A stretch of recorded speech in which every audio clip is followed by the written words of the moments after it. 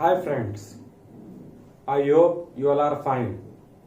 आशा करता हूं आप सभी लोगों की पढ़ाई बहुत अच्छी चल रही होगी। अगर नहीं चल रही है तो करिए। तो आज की शुरुआत हम एक कोट के साथ करना चाहते हैं। God is a silent partner in every great enterprise. Hindi वालों के लिए जो भगवान है वो एक साइलेंट पार्टनर है हर एक बड़े काम में। चलिए आज की वीडियो हम लोग चालू करते हैं। आज की वीडियो हमारी लैंडस्लाइड्स के ऊपर है।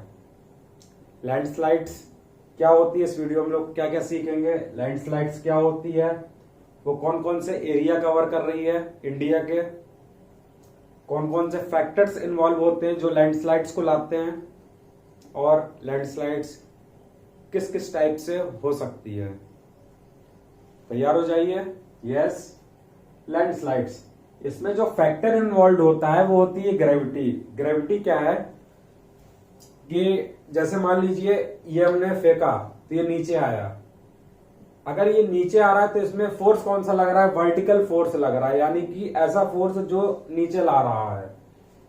तो फैक्टर कौन है इसमें इन्वॉल्व, ग्रेविटी। ठीक। मूवमेंट क्या होता है landslide, what is a landslide? Landslide is a movement of rock, debris या सॉइल। रॉक आप समझ गए, डेब्रिस का मतलब होता है कोई भी एक छोटा पार्ट किसका, रॉक का। सॉइल आप समझ गए, मिट्टी।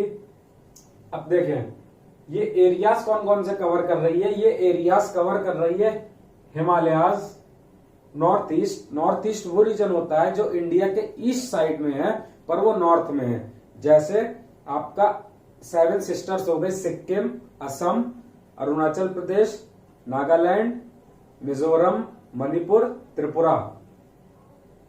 वेस्टर्न घाट्स वो इंडिया का पार्ट जो अरेबियन सी के बगल में है और लेफ्ट साइड में है। ठीक।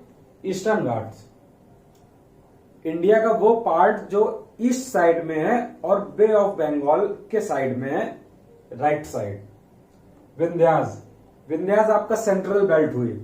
अब ये मैंने एरोस क्यों लगाए हैं, क्योंकि लैंडस्लाइड हिमालयाज में सबसे ज्यादा होगी, नॉर्थ ईस्ट में फिर होगी, फिर वेस्टर्न घाट्स में, फिर ईस्टर्न घाट्स में, फिर विंध्यास में। अब लैंडस्लाइड्स होते क्या है, जैसे कोई एक पहाड़ है, ठीक, कोई एक माउंटेन है, माउंटेन से अगर कोई एक चट्टान खिसक जाएगी या कोई एक मास खिसक जाएगा तो हम उसको क्या बोलेंगे, लैंडस्लाइड बोलेंगे।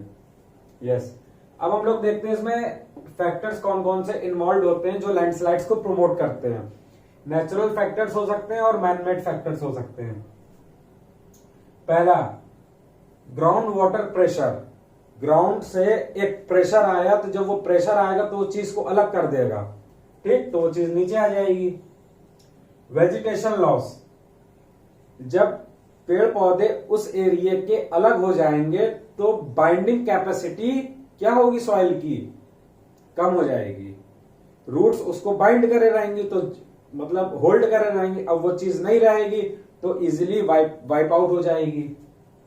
अर्थक्वेक, भूकंप, वोल्केनिक इरप्शन, कोई एक ज्वालामुखी फट गया। Weakening of slope by 2 factors, melting of snow और हैवी रेनफॉल। जब बर्फ पिघलेगी तो नीचे आएगी, जब नीचे आएगी तो चीजों को इरोड करेगी। जब ज्यादा प्रेशर होगा, जब कभी भी, नॉर्मल नहीं, जब कभी भी ज्यादा प्रेशर होगा तो वो लेते हुए निकल जाएगी एक डेब्रिस, रॉक या सॉइल को।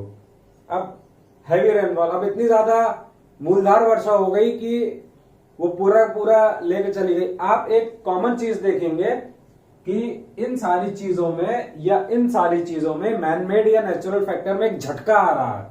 ठीक है।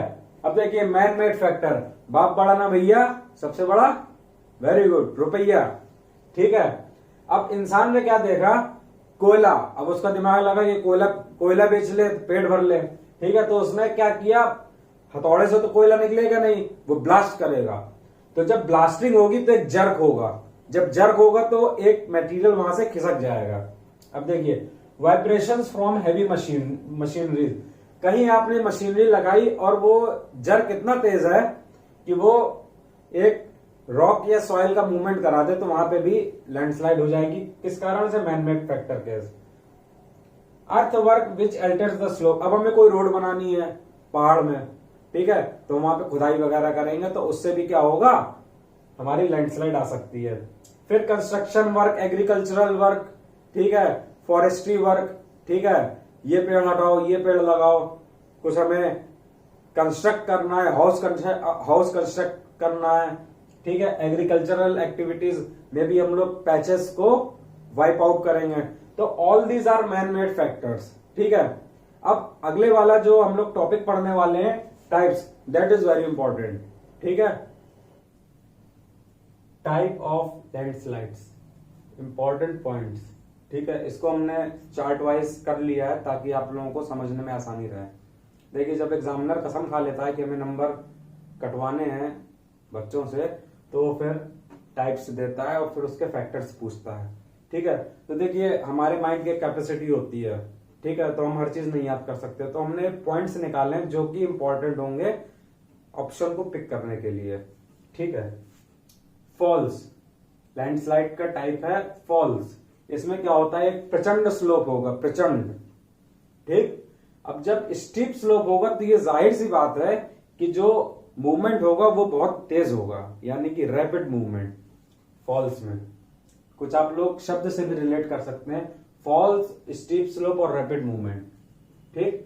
फिर है टॉपेल्स, ठीक है, forward rotation around a pivot low और बिलो वन और मोर मास। देखिए, मैं आपको बहुत अच्छे से समझाता हूं कि आपने कभी एक चट्टान देखी होगी और वो चट्टान, जैसे मान लीजिए एक पूरी चट्टान है, ठीक है, अब इसी के साथ में ही आपने एक चट्टान ऐसी देखी होगी जो निकली हुई, ठीक है, जिसपे आपका हाथ भी जा सकता है पर वो जुड़ी नहीं होगी, हल्की सी निकली हुई होगी, उसको बोलते हैं हम लोग टॉपेल्स, ठीक है, हल्की सी आगे निकली हुई, यानी कि फॉरवर्ड रोटेशन, वो हल्का सा आगे आ गई है, ठीक। फिर है लेटरल स्प्रेड्स, लेटरल का मतलब होता है साइड बाय साइड, ठीक है, स्प्रेड्स का मतलब फैलना। अब इसका जो इंपॉर्टेंट पॉइंट जो आपको याद रखना पड़ेगा वो होगा, ये किस वजह से होता है, अर्थक्वेक की वजह से, भूकंप की वजह से, ठीक। और इसमें दो फोर्सेस लगते हैं, कौन कौन से फोर्सेस लगते हैं, शियर और टेंसाइल। अब शियर फोर्स कौन सा होता है, जब हम किसी चीज को घुमाते हैं, पेचकस घुमाएंगे तो वहां पे शियर फोर्स लगेगा, ठीक है। और टेंसाइल फोर्स का, जब हम कोई रबर बैंड खींचेंगे तो वहां कौन सा फोर्स लगेगा, टेंसाइल। तो शियर और टेंसाइल फोर्स किसके लिए रिस्पॉन्सिबल होते हैं, लेटरल टाइप ऑफ लैंडस्लाइड्स के लिए।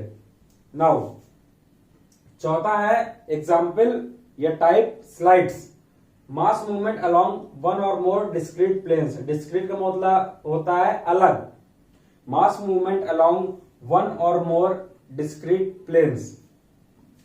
स्लाइड्स हमारी दो प्रकार की होती है, रोटेशनल और translational. My dear friends, slides अभी हमने देखा दो प्रकार की होती है, रोटेशनल और ट्रांसलेशनल, ठीक है। स्लाइड्स में रोटेशनल मूवमेंट भी हो सकता है और ट्रांसलेशनल मूवमेंट भी हो सकता है। तो रोटेशनल मूवमेंट क्या होता है, देखिए बहुत ध्यान से समझिए, जब हम लोग कुलाटी खाते हैं, कुछ लोग गुलाटी बोलते हैं, जब हम लोग कुलाटी खाते हैं तो हमारा हेड पीछे जाता है और टांगे आगे जाती हैं, ठीक है। तो ये क्या होता है, कर्व्ड प्लेन में होता है। देखिए, जब आप लोग कुलाटी खाएंगे तो आपको जो बॉडी है वो कर्विंग शेप में आ जाएगी, ठीक है। और मूवमेंट कैसा होता है, बैकवर्ड, यानी कि हेड हमारा कहां जाता है, बैक जाता है, यानी कि पीछे की तरफ हम जाते हैं तब हमारी टांगे आगे जाती हैं, कर्व इसे बोलेंगे, ठीक। थोड़ा सा रिलेट कर पाइए इसको, ठीक है, कर्व्ड प्लेन और बैकवर्ड मूवमेंट, ठीक। ट्रांसलेशनल, ट्रांसलेशनल, अब इसमें अनड्यूलेटिंग प्लेन होता है, अनड्यूलेटिंग प्लेन। अनड्यूलेटिंग प्लेन का मतलब होता है जैसे लहरदार। लहरदार कैसा, आपने फिसल पट्टी में, पार्क में घूमे होंगे या वाटर पार्क की स्लाइड्स में घूमे होंगे, दैट इज कॉल्ड अनड्यूलेटिंग प्लेन।